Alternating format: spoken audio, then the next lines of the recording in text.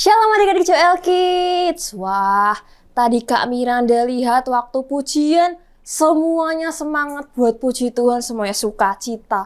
Terus waktu sembah Tuhan tadi Kak Miranda lihat juga semuanya sungguh-sungguh sembah Tuhan dengan sepenuh hati. Pasti Tuhan Yesus waktu lihat dari atas surga, pasti senang banget lihat adik-adik Joel Kids sembah Tuhan dengan sungguh-sungguh, sembah Tuhan pakai hati. Keren semua adik-adik Joel Kids. Nah, berarti adik-adik semuanya udah siap buat dengerin firman Tuhan nih sama Kak Miranda. Siap semuanya? Mana suara gak kedengeran? Wah, siap semuanya. Oke. Hari ini kita bakal belajar tentang Indonesia bangsaku nih adik-adik. Karena tema bulan ini adalah Aku Cinta Indonesia. Coba di sini Kak Miranda mau nanya. Kita ini tinggal di mana sih adik-adik? Ada yang tahu? Tinggal di negara mana? Mana? Thailand? Bukan. Yang ada, itu loh adik-adik, yang ada Tugu Mudanya. Di kota Semarang. Kota Semarang tempatnya di negara mana? Mana? Bener banget adik-adik. Kita tinggal di Indonesia. Pernah nggak sih adik-adik itu nanya, kenapa sih Kak, kok aku tinggal di Indonesia? Kenapa sih Kak, kok aku lahirnya di Indonesia? Kenapa nggak di Inggris aja Kak? Kenapa nggak di Jepang itu Kak, yang ada bunga sakuranya, yang cantik itu loh Kak bunga sakuranya. Tempatnya Naruto sama Shinchan itu Kak. Kenapa nggak di Prancis, Paris yang ada Menara Eiffelnya Kak? Kenapa harus di Indonesia Kak? Yang waktu musim kemarau kemarin, panas banget Kak. Waktu aku keluar pusing sampai enggak kepala aku Kak. Terus tiba-tiba hujannya terus deres sampai rumahku kebanjiran Kak. Pernah nggak adik-adik berpikir seperti itu? Kenapa sih kok kita di Indonesia? Nah, Kak Miranda cuma mau bilang bahwa bukan suatu kebetulan kalau kita tuh ada di Indonesia. Bukan suatu kebetulan kita itu lahir di Indonesia. Pasti Tuhan itu punya rencana. Kenapa sih kok kita ditempatin di Indonesia? Oke, habis ini Kak Miranda mau kasih gambaran singkat buat kalian nih. Nanti kalian perhatiin ya, oke? Nah, Kak Miranda hari ini bawa apa? Bawa buku catatan sama tas sekolah nih. Kak Miranda mau siap-siap buat besok Senin sekolah. Jadi Kak Miranda bawa buku. Biasanya kalian bawa apa aja sih kalau sekolah? Bawa buku, bawa pulpen, bawa pensil, bawa penggaris Kak, kalkulator, dompet, semuanya adik-adik ya. Nah hari ini Kak Miranda mau persiapin nih. Kak Miranda butuh buku buat apa biasanya buku? Buat nulis, buat nyatet. Bisa juga buat gambar. Nah Kak Miranda mau tempatin buku ini, mau masukin buku ini ke dalam tasnya Kak Miranda. Supaya besok nih waktu berangkat sekolah, Kak Miranda bisa bawa buku, dan waktu sampai sekolah Kak Miranda bisa gunain bukunya buat nyatet pelajaran, buat nulis, buat gambar adik-adik. Nah berarti buku ini punya yang namanya fungsi. Jadi Kak Miranda bawa buku ini, Kak Miranda masukin ke tasnya Kak Miranda. Bukunya juga punya yang namanya tujuan, supaya nanti waktu di sekolah bisa dibuat nulis dan sebagainya. Sama seperti hidup kita adik-adik. Hidup kita tuh juga ada tujuannya. Tuhan tempatin kita dimanapun. Tuhan tempatin kita di Indonesia. Tuhan tempatin kita di Joel Kids. Itu pasti Tuhan punya yang namanya tujuan buat hidup kita. Tuhan punya rencana yang luar biasa buat hidup kita. Nah, kalau buku ini adalah hidup kita, terus Tuhan tempatkan kita di pelayanan apapun misalnya nanti. Di pelayanan musik, di pelayanan penari, atau sekolah minggu. Tuhan juga punya rancangan yang luar biasa. Tuhan punya destiny di hidup kita loh adik-adik. Tuhan punya rencana supaya hidup kita itu membawa berkat bagi banyak orang. Oke semuanya, kita next lagi ya dengerin firmannya ya, oke? Oke, gimana tadi gambarannya? Udah jelas kan? Udah dong. Oke, sekarang sebelum kita lanjut lagi, kita mau sama-sama baca ayat hafalannya dulu nih. Di Yeremia 29 ayat 7. Coba dibuka dulu Alkitabnya. Atau mau baca bareng-bareng di sini? Oke ya, kita baca bareng-bareng ya. 1, 2, 3. Usahakanlah kesejahteraan kota kemana kamu aku buang, dan berdoalah untuk kota itu kepada siapa? Tuhan. Sebab apa? Sebab kesejahteraannya adalah kesejahteraanmu. Nah, di Yeremia 29 ayat 7 tadi, kita disuruh apa aja sih adik-adik?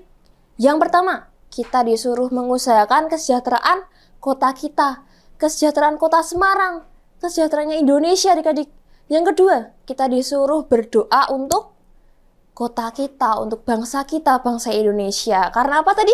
Karena kesejahteraannya bangsa Indonesia, itu adalah kesejahteraannya siapa? Kesejahteraannya kita. Hari ini kita mau belajar tentang satu tokoh Alkitab yang hidupnya dipakai Tuhan luar biasa, yang dia berdiri untuk bangsanya, dan dia juga terlibat dalam rencananya Tuhan untuk bangsanya nih. Huruf depannya itu E adik-adik. Dia perempuan yang cantik. Coba, siapa yang bisa tebak? Huruf depannya E. Siapa yo? Siapa? Udah ada yang bener tuh. Siapa tuh kurang keras tuh? Bener banget. Namanya Esther. Jadi Esther ini adalah orang Yahudi adik-adik, bangsa Israel yang tinggal di Persia. Jadi waktu itu suatu ketika di Persia itu ada rencana pembasmian orang Yahudi. Nah, Esther kan sebagai orang Yahudi nih. Dan juga di situ juga ada Mordekai, sepupunya Esther. Lalu Mordekai bilang ke Esther, Esther, tolongin kami orang-orang Yahudi ini. Kamu kan tinggal di istana nih, kamu kan sebagai ratu nih. Tolongin dong kamu menghadap ke raja, minta belas kasihannya raja untuk membela bangsa kita. Karena bangsa kita tuh mau dibunuh loh. Bangsa kita tuh mau disengsarakan loh. Gitu. Nah, Esther kaget adik-adik. Waduh, bangsaku mau dibunuh, bangsaku mau disengsarakan sama orang-orang di Persia. Lalu dia ingat adik-adik, dia kepengen bantu bangsanya. Tapi saat itu ada hukum yang melarang orang menghadap raja tanpa undangan. Dan Esther ini, meskipun dia sebagai ratu, dia udah 30 hari tidak diundang oleh raja adik-adik. Di situ dia takut adik-adik.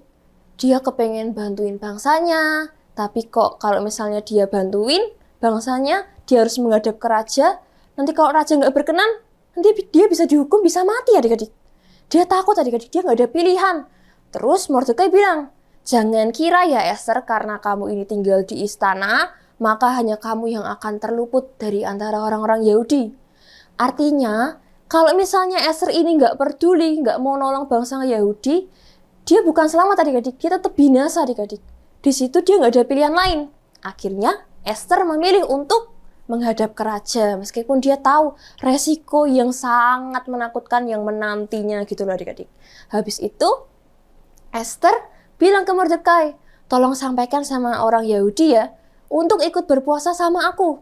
Biar nanti aku masuk menghadap raja dan meminta belas kasihannya untuk membebaskan bangsa kita. Akhirnya, dengan segala resiko itu, Esther tetap memilih untuk membela bangsanya. Karena dia yakin Tuhan itu punya tujuan, Tuhan punya yang namanya rencana di balik setiap hal yang terjadi di dalam hidupnya. Misalnya dia lagi menghadapi kesulitan besar, adik-adik di rumah menghadapi kesulitan yang besar. Aduh kak, tugasnya susah banget kak. Kak ini berat banget kak, nggak bisa kak, sulit banget kak. Tapi percaya adik-adik, di sana ada kemuliaannya siapa? Tuhan yang selalu menyertai kita. Nah, Mordekai ini juga yakin adik-adik, kalau Tuhan itu bermaksud untuk membuat Esther atau memakai Esther untuk membebaskan bangsa mereka. Jadi akhirnya Mordekai mengingatkan lagi ke Esther tentang posisinya. Saat itu Esther sebagai ratu. Esther, posisi yang Tuhan berikan kepadamu sebagai ratu bukan cuma untuk dinikmati saja, tapi itu adalah cara Tuhan untuk memakai kamu dalam membebaskan bangsa Yahudi atau bangsa Israel adik-adik. Nah di situ posisi yang istimewa, posisi yang tinggi adik-adik ya hitungannya ya. Kalau misalnya ratu itu kan posisi yang spesial itu. Dikasih ke Tuhan, dikasih ke Esther dari Tuhan, karena Tuhan itu tahu bahwa situasi atau kondisi atau kesulitan apapun yang akan menimpa orang-orang Yahudi. Jadi terlebih dulu Tuhan itu mempersiapkan posisi Esther. Tuhan itu terlebih dahulu mempersiapkan Esther untuk duduk di kursi ratu, untuk sebagai ratu. Karena apa sih? Karena Tuhan punya rencana untuk membebaskan bangsa Yahudi, bangsa Israel lewat siapa tadi? Lewat Esther. Nah, di sini kita belajar sesuatu adik-adik. Karena apa sih? Karena Tuhan itu pakai seseorang di dalam bangsanya adik-adik. Di sini Esther awalnya dia nggak yakin adik-adik. Aduh, kalau aku mati gimana nih? Kalau aku dihukum gimana nih?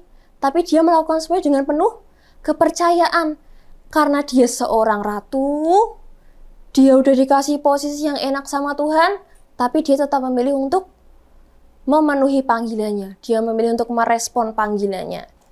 Nah, karena itu iman Ester mulai bertumbuh dan juga Ester tahu apa yang harus dia kerjakan, adik-adik. Ester ini berfokus untuk melindungi bangsanya. Dia ingin bangsanya mendapatkan yang namanya keadilan. Nah, Ester melakukan seluruh tindakannya dengan penuh kepercayaan dan juga iman yang besar kepada Tuhan, adik-adik. Dia percaya bahwa Tuhan itu selalu menyertai dia. Dan akhirnya, perbuatan yang diambil oleh Ester saat itu berdampak besar buat orang-orang Yahudi. Yang awalnya orang-orang Yahudi ini harusnya sengsara, harusnya mati, harusnya terbunuh, harusnya binasa.